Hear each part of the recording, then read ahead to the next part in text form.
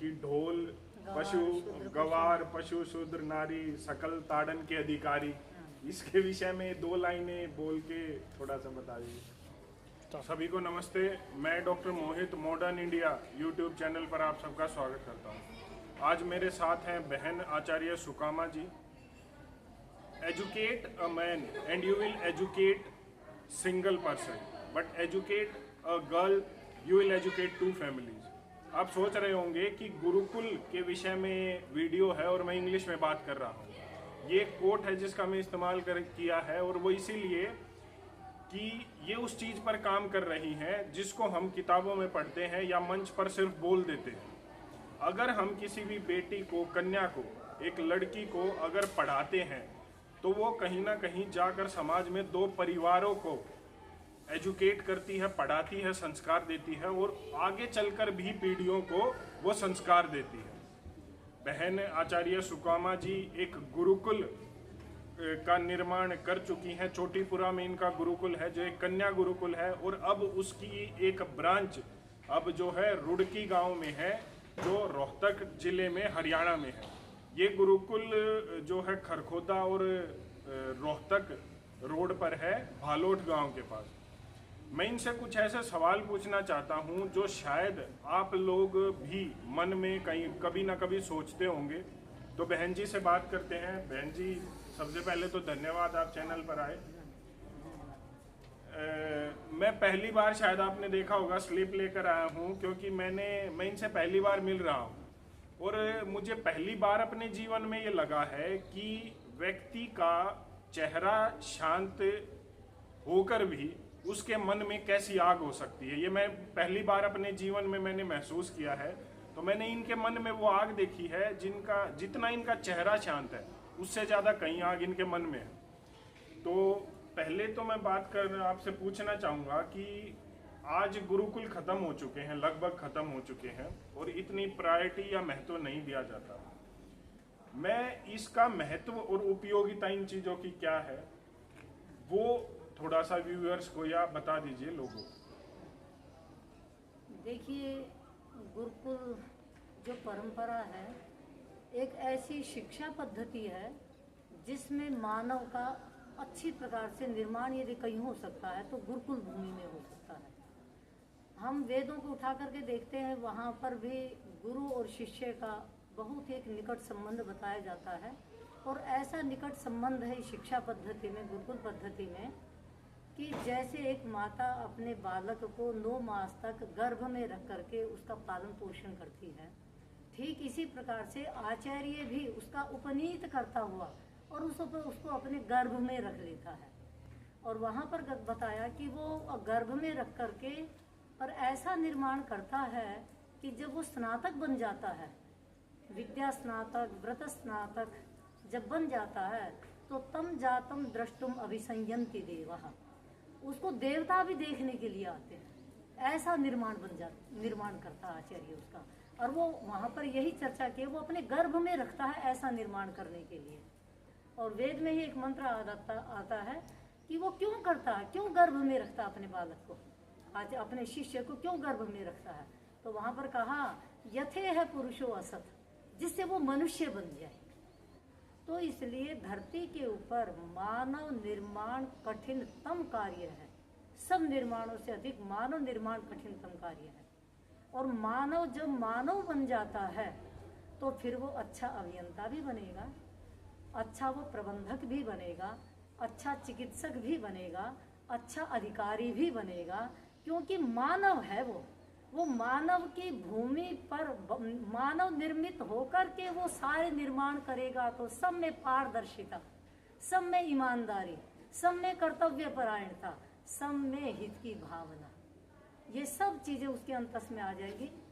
मतलब तो डॉक्टर बन रहे हैं, इंजीनियर बन रहे हैं, साइंटिस्ट बन रहे हैं, लेकिन मनुष्य नहीं बन रहे। वेदों में लिखा है मनुर्भव, मनुष्य बनो, तो वो सिर्फ गुरुकुल और वैदिक पद्धति से ही हो सकता है। अच्छा, एक दूसरा आपने कंसेप्ट, मैं कहूँ अलग कंसेप्ट है कि सिर्फ कन्या गुरुकुल खोला है। हालांकि पहले वैदिक काल में होते थे, लेकिन अभी अगर हम देखें तो भारत में कुछ कम ही बचे हैं या 1 ही 2 हैं जो ये सिर्फ कन्या गुरुकुल का कंसेप्ट है। ये कैसे आया, और इसको जब आपने शुरू किया तो समस्याएं क्या क्या आई? हमने ये कहा था कि कन्याओं को यज्ञोपवीत का अधिकार है, ऐसा वेदों में भी मिलता है, हमारे उपनिषद काल में भी मिलता है, अन्य जो शास्त्र हैं हमारे गृह सूत्र आदि उनमें भी मिलता है, तो सर्वत्र प्रमाण मिलते हैं। तो क्योंकि कन्या और पुरुष मतलब नारी और पुरुष ये दोनों एक गाड़ी के दो पहियों के समान है। जैसे एक गाड़ी एक पहिए से नहीं चल सकती, उसको दोनों पहिए चाहिए, दो स्तंभ हैं समाज को चलाने के। तो इसलिए जितने आवश्यक पुरुष समाज को शिक्षित और दीक्षित करना आवश्यक है, उतना ही कन्याओं को भी शिक्षित और दीक्षित करना आवश्यक है, बल्कि उससे ज़्यादा आवश्यक है। क्योंकि न गृहम गृहमित्याहो गृहिणी गृहम उच्यते। आगे ये कन्याएं गृहिणी बन करके घर के सारे दायित्व को वहन करती हैं। और घर को घर नहीं कहा जाता, गृहिणी को घर कहा जाता है। आप व्यवहार में भी इन चीज़ों को देख सकते हैं। तो इसलिए हमारे संपूर्ण भारत के अंदर बहुत एक मैं कहूँगी संघर्ष भी करना पड़ता है, और जिन लोगों की इसकी एक भावना होती है, एक लगन होती है, उनको वो संघर्ष नहीं लगता।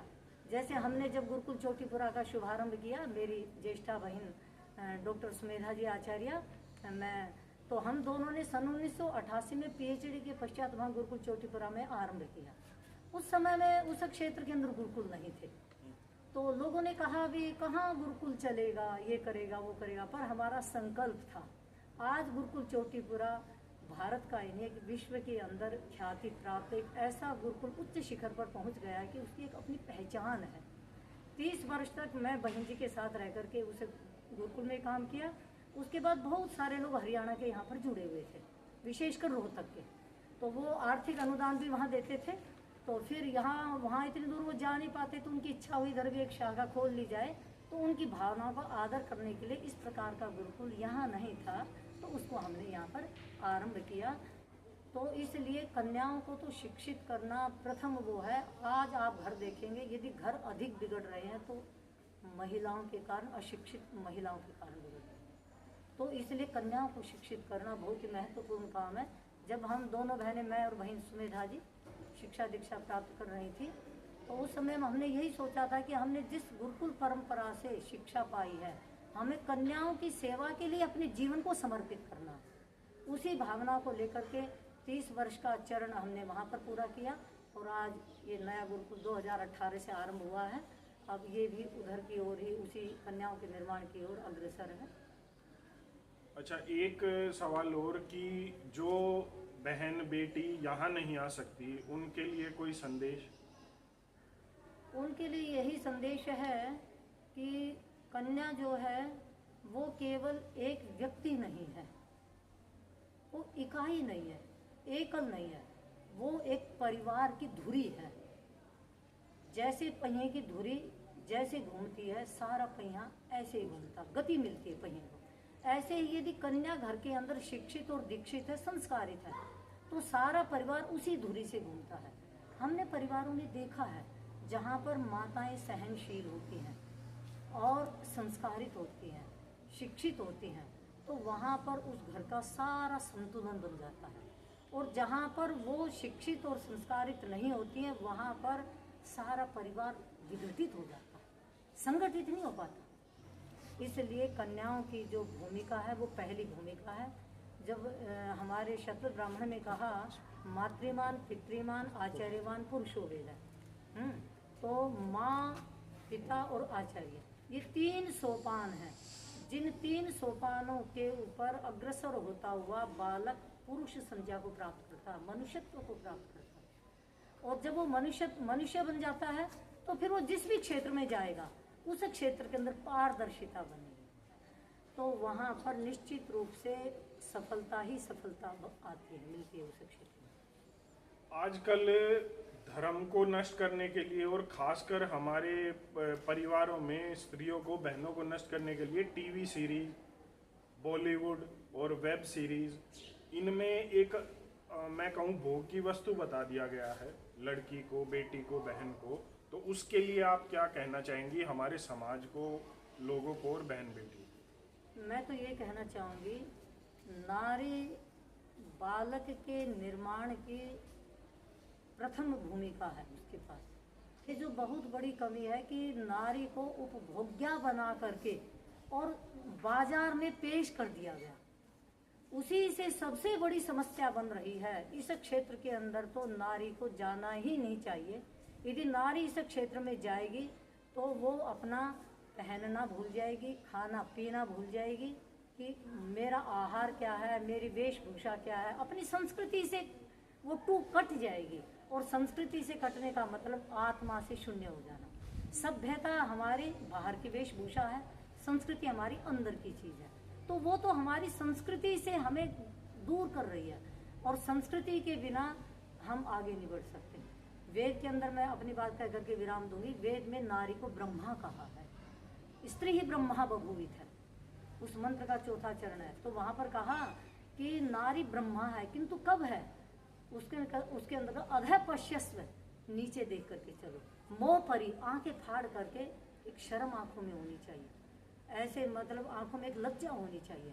और आगे कहा अधः पश्यस्व मोह परी संतराम पाद कौहर है, उसकी गति में भी संतुलन होना चाहिए। और आगे कहता माते कश्यप लको दृशम, तेरे अंग दिखाई नहीं देने चाहिए। ये हमारी सभ्यता थी, ये हमारी संस्कृति थी। जब नारी ऐसी थी तो वो ब्रह्मा थी, निर्मात्री थी। आज ये उन लोगों के लिए है जो ये कहते हैं वुमेन एम्पावरमेंट। वुमेन एम्पावरमेंट के लिए बहुत सारी चीजें हैं। अगर तुम अपना जो चुन्नी है, अपने वस्त्र है, इन चीजों को दिखावा अगर कर देते हो, वो वुमेन एम्पावरमेंट नहीं है। ये खेल बंद कर दो।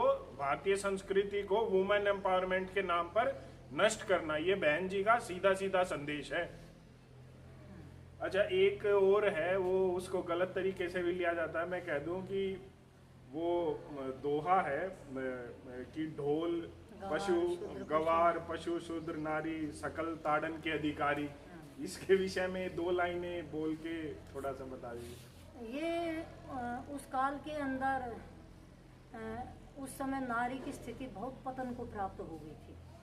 उसके अंदर से शिक्षा और संस्कार से उसको वंचित कर दिया गया था।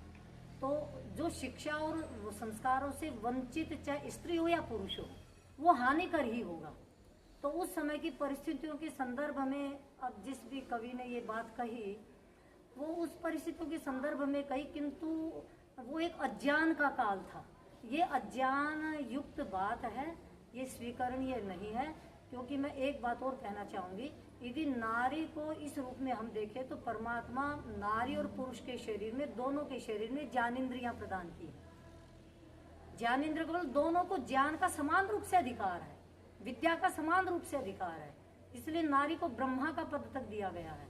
तो वो अज्ञान का काल था, और उसमें जब वंचित कर दिया गया तो वो बेचारी जो है, जब हर तरह की चीज़ों से पृथक हो गई तो वो एक वस्तु बन गई। इसीलिए हम कहते हैं यत्र नारेस्तु पूजन्ते रमणते तत्र देवता।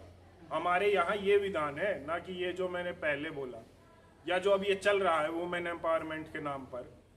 देवी के समान हम मानते हैं नारी को। और मैं अब थोड़ा सा अब विराम देता हूँ, वीडियो भी काफ़ी लंबी हो रही है। पूछने के लिए तो बहुत कुछ है बहन जी से। ये जो गुरुकुल है हरियाणा इस MD university, Maharshi Dayanand university Rohtak से एफिलिएटेड है, और अभी आगे प्रोसेस में है हरियाणा बोर्ड से। मतलब अगर आपकी बेटी इसमें पढ़ती है तो वो किसी भी तरह से, किसी भी फील्ड में किसी और बच्चे से कम नहीं है। वो किसी भी फील्ड में जा सकती है, शास्त्री वो बन सकती है, और अगर आप चाहें तो और फील्ड में भी अपने बच्चे को लेकर जा सकते हैं।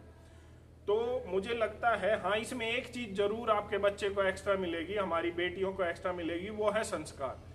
आपको कभी भी ये डर नहीं होगा कि वो कभी भी गलत रास्ते पर जाएगी। रात को घूमना और ये जो आजकल चल रही है ना, ये सारी चीजें जो फालतू की है, जो समाज को नष्ट कर रही हैं, उससे आप बिल्कुल फ्री हो जाओगे कि हमारी बेटी कल को ऐसे कामों में नहीं जाएगी। सिर्फ ये गुरुकुल ये संतुष्टि जरूर दे सकता है मॉडर्न शिक्षा के साथ साथ। बाकी मेरा ये कहना है कि ये जो कार्य कर रही हैं वो मेहनत तो हम नहीं कर सकते, लेकिन एक समाज का कार्य है तो सामाजिक लोगों के सहयोग के बिना नहीं चलेगा। अकाउंट नंबर स्क्रीन पर भी है, डिस्क्रिप्शन में भी है। आर्थिक सहयोग दम लगाकर कर देना, वीडियो को शेयर जरूर कर देना। क्योंकि मैकोले को अगर गाली दे रहे हो और अगर तुम्हारे बच्चे खुद जिंगल बेल पढ़ रहे हैं तो उसका कोई अर्थ नहीं है। अगर मैकोले को गाली दे रहे हो तो उसका विकल्प बहन जी ने दे दिया है। अपने बच्चों को, अपनी बेटियों को यहाँ पढ़ाओ ताकि मैकोले का तंत्र, मैकोले का चक्रव्यूह टूटे। बस इतना ही मुझे कहना था। बहन जी का धन्यवाद। अब